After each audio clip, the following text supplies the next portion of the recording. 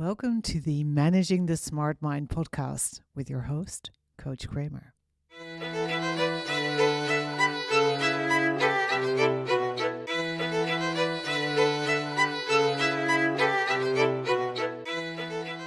This is episode 15.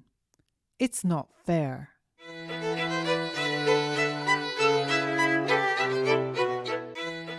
Hi, this week we're diving into something that almost all smart humans I have met struggle with: injustice. It seems to be almost hardwired into our smart minds. We find it unbearable to witness, perpetrate, or to be subject to what we think is injustice. Now, I want to start off by saying that I think this is a great thing. I love having a moral compass, and I love that you do too. I think the world is better for it.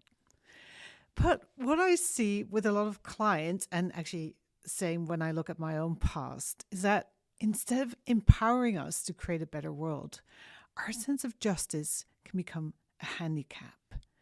It can actually cause a lot of stress, anger. It can sometimes even lead to burnout. And it can totally get in the way of creating the positive change we want to see at work, in our communities, or in the world at large. Now, as I was saying, this definitely applied to me in the past. I can remember working in politics and being so infuriated with the way the whole thing was run. Insane. And this could apply to you if you regularly have thoughts like, this isn't right. This isn't fair. This is outrageous. I can't believe he, she, they got away with this, or anything along those lines. And this sense of injustice tends to be triggered especially at work. It can be in situations like people being manipulative, bureaucratic demands being imposed upon you, right? You feeling like you have to jump through lots of ridiculous hoops. People not keeping their promises, saying they'll give you a promotion if you do X, Y, Z, and then saying, oh, maybe next year, for example. People claiming credit for other people's work, maybe even for your work. Management actually setting impossible demands that nobody ever can meet. People taking advantage of the system, right? Maybe being free riders, taking it very easy from your perspective. So lots of ways you could be triggered to think, this is so unfair. This is so unfair. But it can also come out in more mundane situations, like someone just sneaking into that parking spot you were waiting to grab just in front of you, or someone talking about you behind your back, someone jumping the queue, or a customer service agent asking you to repeat your question for the 17th time, and so on. I think we all experience situations like these where we feel we're not being treated fairly, and this can actually trigger a very strong response in us, like anger and frustration. Now, if your only quote-unquote problem is that you prefer for these things not to happen, fine. Then you're probably able to accept, address the issue at hand if possible, and move on fairly quickly. Good for you. Skip the rest of this episode. But if these perceived injustices get you sucked into a whirlpool of frustration and anger, you have some work to do. And don't worry, I don't mean you have to change your values, although you may want to make them less absolute. I also don't mean that you have to stay in toxic environments. If that is the situation you're in, you need to devise an exit strategy rather than work on your anger. Right? So if you're in a situation where people really are insistently manipulating you, playing games, right? Playing power games, get out, get the hell out, right? It's so detrimental to your health. You will definitely be better off somewhere else. But in most cases, things aren't that extreme. And it can actually make a massive difference. Be very constructive to just change your perspective. Why would you do that? Because, hang on, it's not fair. I mean, not only is it not fair, but you're also being asked to change your perspective. What? Okay, this is why. Because you will waste less energy on getting mad. You can actually keep a clear head to devise an effective strategy to react. And you will be able to take appropriate action, not from extreme emotion, but from calm and from focus. Right? I'll give you an example. Let's say that in order to complete a project, you have to jump through several very boring, cumbersome, and in your eyes, futile, bureaucratic hoops. These are hoops that make life more difficult for you, for your team, maybe even for your clients. They make no sense at all. And every time you think about it, you think about what you could do with your precious time, and you get very annoyed. You constantly keep reminding yourself, maybe even your colleagues, how stupid it all is, how useless, etc., etc. You keep generating that emotion of frustration or anger. And you're actually spending tremendous amounts of time and energy on thinking and talking about something that you believe to be unfair, unjust, or just plain stupid, without actually changing anything.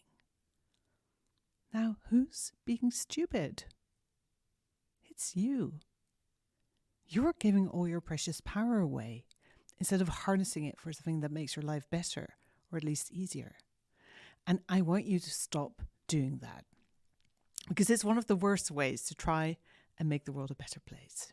Yes, maybe you get to occupy the moral high ground, and in a perfectly rational world, you are probably right. But look at the price you pay. Frustration, increased blood pressure, constantly thinking aggravating thought loops, massive energy leak, etc., etc. I don't think that's a good deal at all. I actually have a better one for you. One that involves becoming more flexible in your thinking. Not to let people off the hook, but so you can have it easier and get more done. So, first, let's break down the false assumptions on which you are building your anger and frustration. And the first one is the assumption that people are rational agents who will always act with the greater good in mind. Ha! If only. I mean, we're talking humans here, right? They tend to want to take shortcuts. I'm immediately thinking of, all the parks and the grass. You know what I'm thinking about. Okay, humans sometimes lie, cheat, manipulate. And they may just be having a bad day, a week, or a bad month even, and they may be taking it out on the rest of the world. Messy humans, imperfect humans. Sometimes they will surprise you in a good way, and sometimes it will be the opposite. I would suggest that you will allow for both.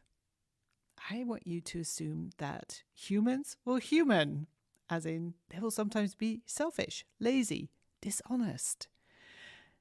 That will save you a lot of disappointment. And by the way, if this gets you thinking like, I can't work with people who are bad, then you may want to check out the podcast episodes on black and white thinking, because things are never that clear cut. All right. So assume that humans will human, right? That will make your life a lot easier. And then there's the assumption number 2 that is making you mad. And that is that you actually know what is fairest, what is just for everyone. Sure, whatever you perceive as unjust is massively unfair in your universe with your rules and your values. But how can you know that you know what is best, most fair, most just for everyone? What's fair for you with your smart mind, your abilities, your background may not be fair at all for someone coming from a completely different place. Someone who experiences the world in a different way, has different motivations, driving factors, etc., etc. So no, you cannot 100% know what is fair for everyone. All you can do is try to meet everyone else in the messy middle. Now, when you let go of these 2 underlying assumptions that make you mad, the idea that humans are rational beings striving for the greater good, and the idea that you know what is best, what is fair, what is just, then what are you left with? actually something really good. An open, curious mind. You can actually start wondering instead of being angry. You can ask, why is my CFO acting in this way? What does this bureaucrat person need and how can I provide it? And need as in usually it's an emotional need. In case of bureaucrats, it's usually safety. Or what is actually really happening here? And then you can ask, what can I personally do about it? Again, you may not be able to redesign the world to your personal ideal. You'll probably end up somewhere in the middle. But if you manage this without anger and frustration, you will be so much better off. You'll be so much more effective. And not to mention all the energy you'll actually keep for doing stuff that massively matters to you. It's so much more satisfying and healthy to take constructive steps, however small, than to be stuck in anger and frustration because it's not fair. So next time you notice yourself getting mad because something's not fair, take a deep breath. Don't immediately try to fix it. Allow the feeling of injustice to be there. You can say something like, I would much prefer for this to be different. I really don't like this. Or whatever feels true to you in this situation, right? We don't want you to lie to yourself. Say, this is fine. This is fine. No. Feel the frustration or anger. Don't push it away. Just let it move through you because it will pass.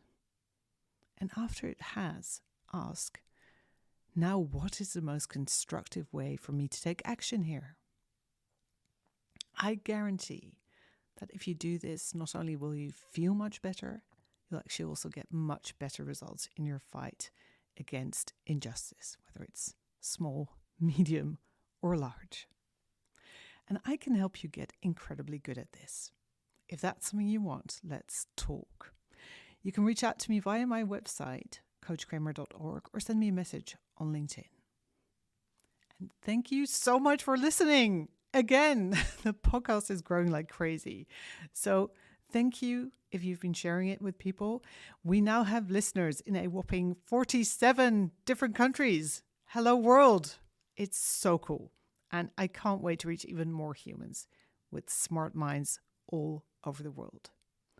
As always, if there's a specific topic you'd love to see covered on the podcast or someone you'd love to see interviewed, let me know on podcast@elsakramer.com. Don't forget to subscribe.